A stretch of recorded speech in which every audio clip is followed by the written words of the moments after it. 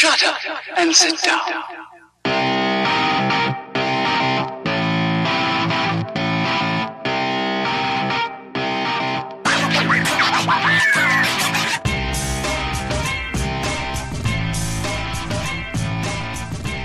Good morning, good afternoon, good evening, wherever you are. We have finally did it. We are at double digits of the Baseball and Beer podcast. That's right, this is episode 10. I am Brendan Bowes, and I just said the name before, but this is the Baseball and Beer podcast, where I discuss two of America's most favorite things in the world. As always, if you do need to get in touch with me, there are the obvious methods of doing so. The website which you would need to go to if you wanted to listen to previous podcast episodes is baseballandbeerpodcast.blogspot.com. Again, that's where you can find other previous episodes, or it's another way to get in touch with me if you really need to. There is a Facebook group, and that's /baseballbeerpod. If you need to get in touch with me via email, I can be best reached at baseballbeerpodcast@gmail.com. And lastly, if you are a Twitter head, I am at baseballbeerpod. Everyone had a wonderful week. I know I did. As I've been talking about over the last couple of podcasts, I've been playing through Batman Arkham Knight, and I am proud to say that I finally got ahead and beat the main storyline. And like I was telling you before last week, the story was fantastic. The ending is great, but it doesn't end there. There's still a lot more that I need to do. After I beat the game, I've been binging with getting the Riddler trophies and the Riddler puzzles. There's a lot to do. I think in total there's about 240 some odd Riddler things that you need to do, which sounds like a lot, but if you break it up per island, it's not that bad, I guess. But the benefit is that it allows you to get 100% completion for the game, which allows you to get the actual true ending as the creators intended you to see. It's a bit much. I prefer not doing so much work for a video game to get the ending that I should be getting while beating the main story, but gives you something to do after you beat the main story. Lets you explore, lets you, do everything that you want to do with a video game, I guess. Anyway, I still recommend getting it, still recommend playing the hell out of it, and I just read that they're going to be releasing Batgirl DLC for it. And the way they've talked about Batgirl or the way she's been portrayed in Arkham Knight, I personally am interested in getting it and playing it. So that's been my week, outside of what, the actual podcast part is for. Beer is good! Beer is good! Beer is good! And stop! So, yesterday was the monthly meeting of the beer club that I am part of at the British Beer Company here in town. As I talked about last time I had this meeting, went in and was introduced to a whole bunch of stuff from Boulevard Brewing Company in St. Louis. Today, or rather yesterday, was Coronado Brewing Company from San Diego over in California. I wasn't familiar with the name myself, but once I got a pamphlet from them and saw their logo, it did become a bit more familiar. I don't think I had any beers from them previously, at least that I can remember or go through my Untapped account and find, but their logo is familiar. For those who don't know it, it's basically a more seductive version of Ariel, the Little Mermaid, flowing red hair in the water.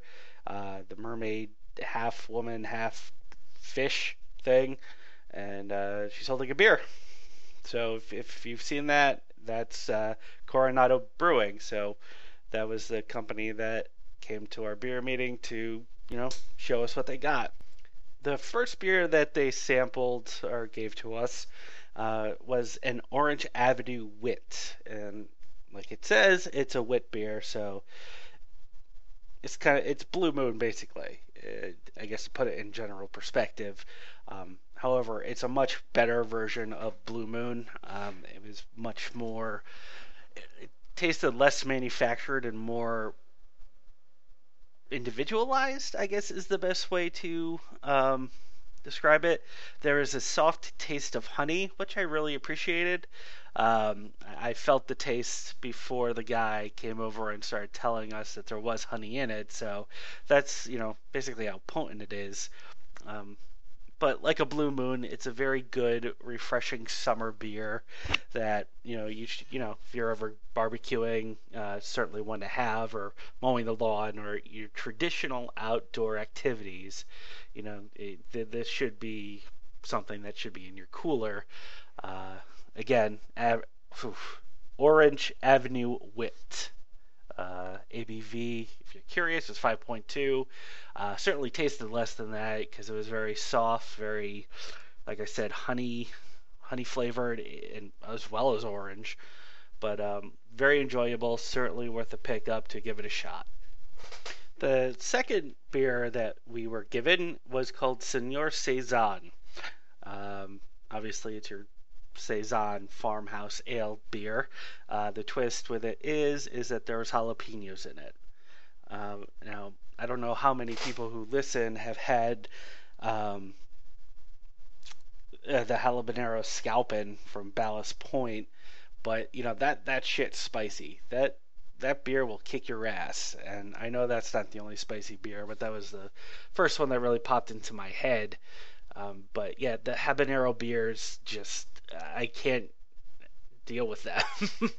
They're fine, but the spice really kicks my face in, and I'm not a fan of that. With that said, the jalapenos are much better pepper to use in beer.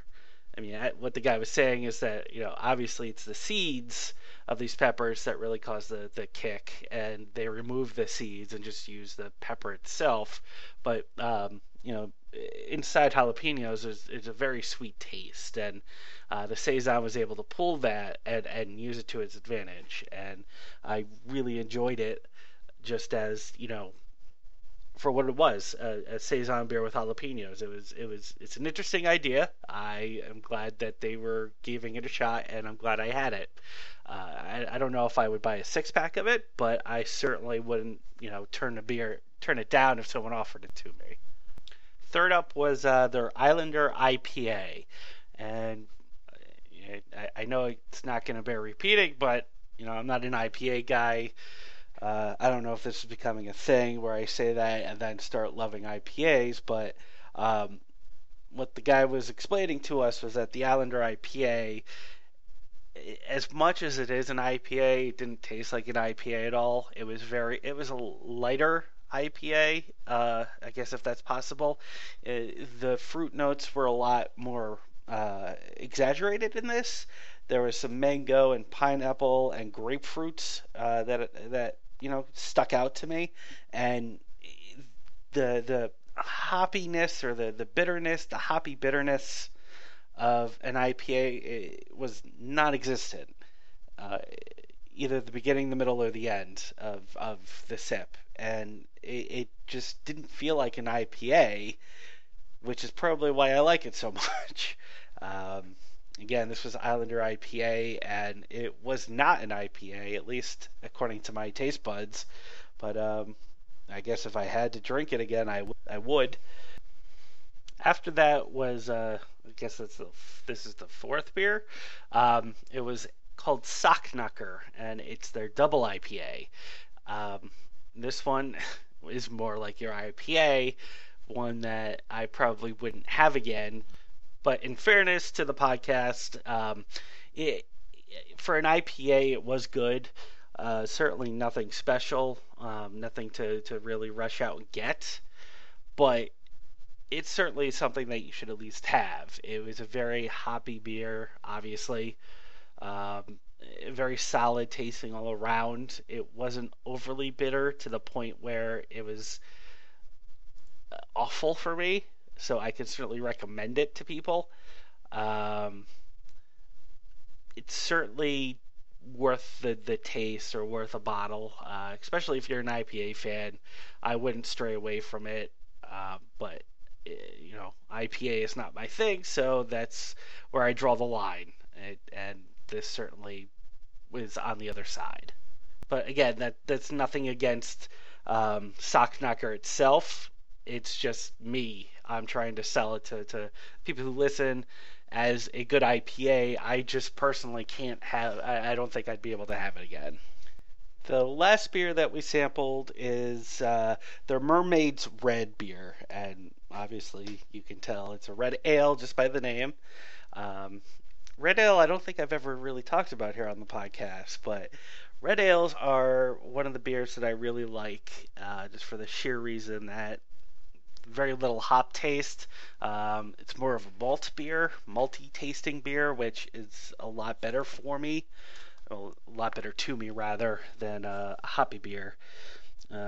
This one, it pretty much is exactly that. It was a very hoppy, very malty tasting beer, and even though there are no hops to it, there was a bitter sense to it, but I can handle it. Not like it's different than the Sock Knocker in terms of the bitterness. If that makes sense, I hope it does. But one of my favorite points of this beer was that there was a nice caramel taste to it. Caramel aftertaste, rather.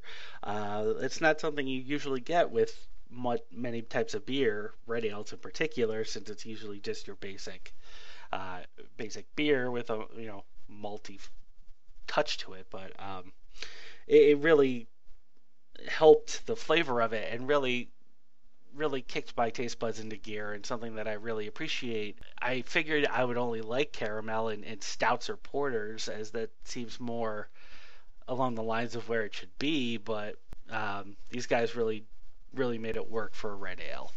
This one was probably my favorite out of the bunch. Next up was probably the Islander IPA and the Orange Avenue Wit, are probably 2A and 2B. Don't think I preferred either one of them over the other, but I like them better than the Seigneur Saison or the Sock Knocker. I'm pretty sure you could tell that if I were to rank beer, Sock Knocker wouldn't be that high. But I certainly appreciate these guys coming out, at least from San Diego to Massachusetts. Coronado certainly didn't have to do that, but they did, and I appreciate it. Loved being able to talk with the guy and at least getting a sense of the thought process of the brewmasters and everything, and looking forward to picking up some Orange Avenue for a barbecue. And that does it for the beer section of this podcast. Don't really have a whole lot more to add, as Coronado was basically the only new beer that I've tried this week. So let's get on to baseball. Single, double, triple, home run. For the celebration, I'll shoot my gun. You'll remember a couple of weeks ago how I went on a little rant about the All Star voting, and how at the time of that podcast that the majority of the starters for the American League were from the Kansas City Royals. Well, I wasn't the only one who really was angry about that, and there was actually someone who had a lot more power, a lot more social prowess than I did to make a change. So just want to thank the guy who played Arrow, Stephen Amell, for starting a campaign to get Josh Donaldson to start third base on the American League side for the All-Star game. Amell had actually such a presence in terms of getting votes for Josh Donaldson that Donaldson went from not even being a starter 3 or 4 weeks ago to actually being the American League leader in votes at the end of the voting period of time. So more props to you. But the Royals went from having 7 or 8 of the starting spots for the All-Star game to having 4, which still is almost a lot, but it's a lot better than where they should be. But Salvatore Perez, the catcher, Alcides Escobar, the shortstop, and 2 outfielders, Lorenzo Cain and Alex Gordon, are the 4 guys who ended up with starting spots in the All-Star game, which you can live with. But rounding everything out, we got Miguel Cabrera, starting first baseman for the stupid Detroit Tigers, but Cabrera's injured. Someone's going to take his place. I believe it's going to be Albert Pujols. I'm not 100% certain. I don't know if they announced it yet. but that's where we stand there. Jose Altuve starting for the second. Is going to be the starting second baseman. He was one of the guys I was pushing for. Prior to, while the Royals were taking over the voting. So good for him. Josh Donaldson, like I said, starting third baseman. And Mike Trout is the third outfielder, with Nelson Cruz being the designated hitter. On the other side of the field for the National League, not a whole lot changed. Buster Posey is the starting catcher.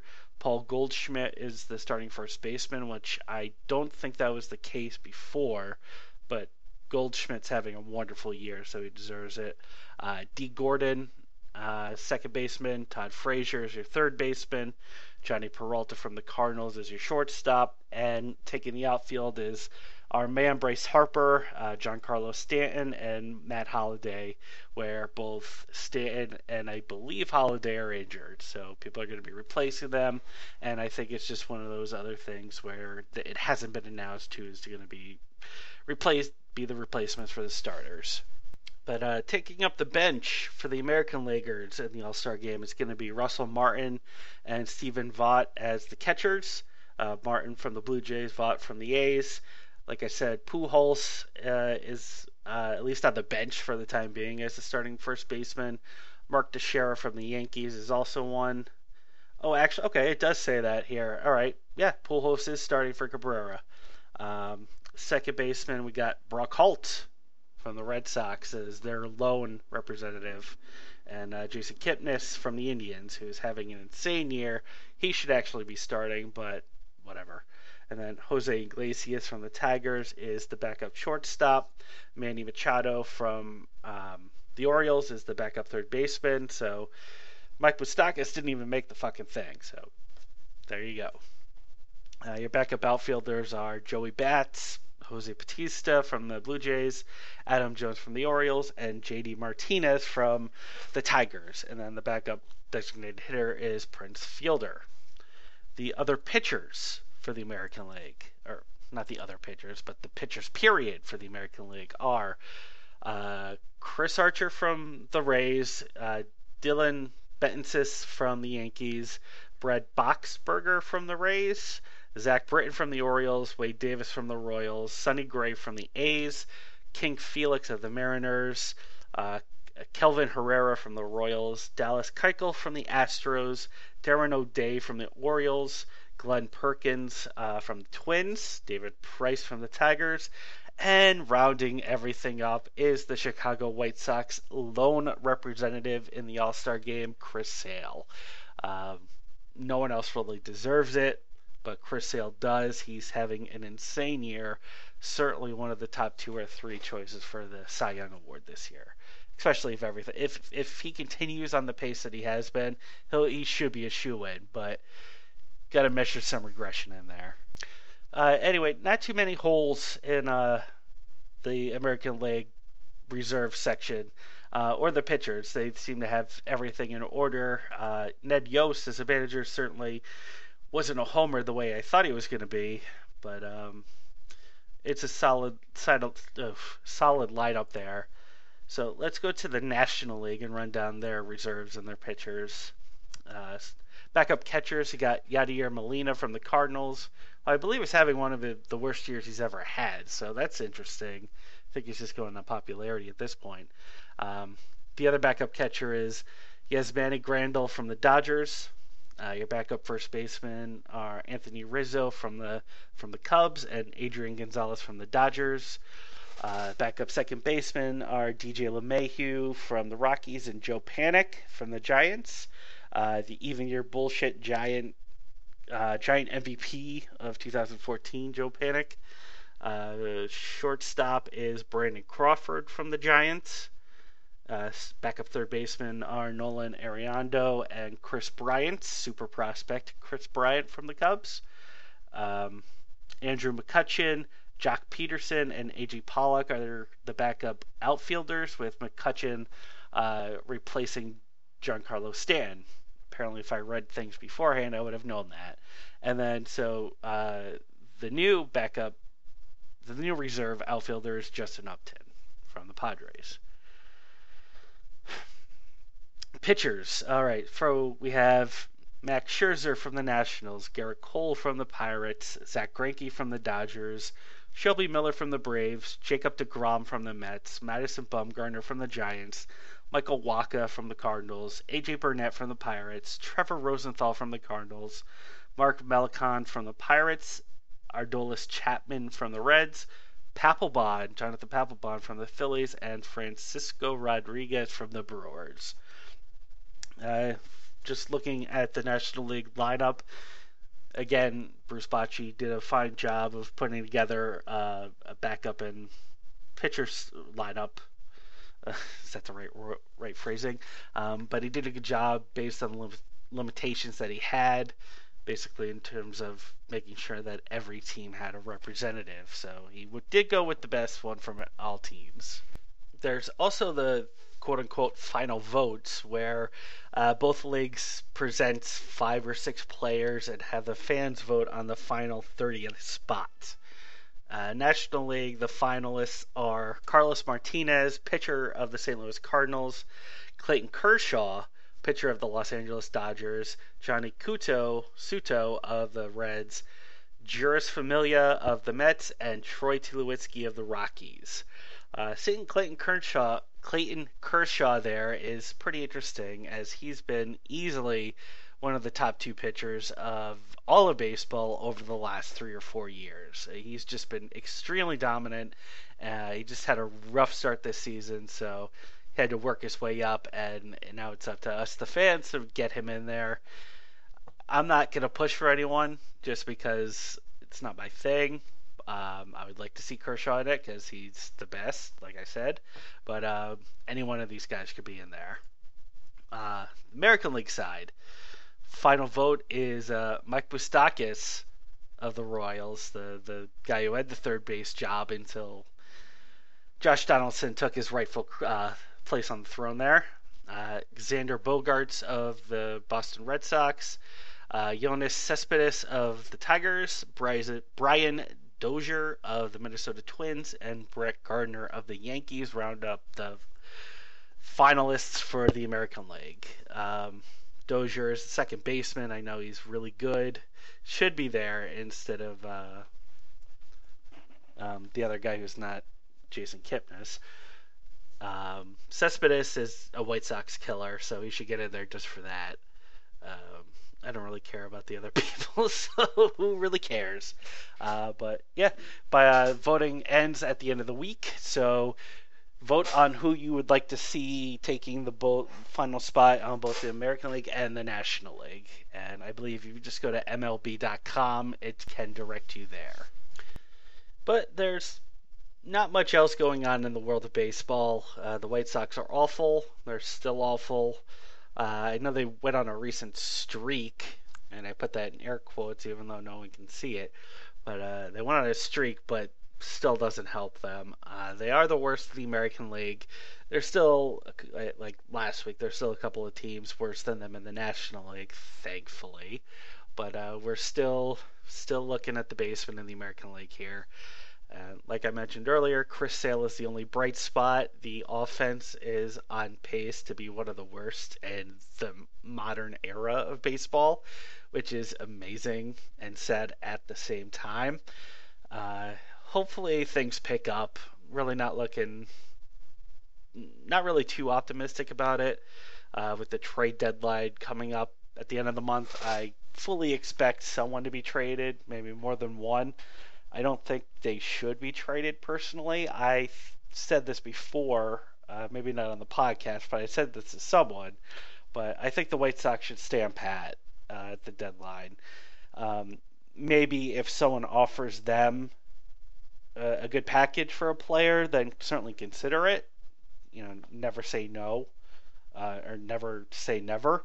But I wouldn't actively be selling, if that makes sense. But if you need to, certainly do it. A lot of the players that they have are under long-term deals where it's still relatively new, so there is time to readjust. The farm isn't that great.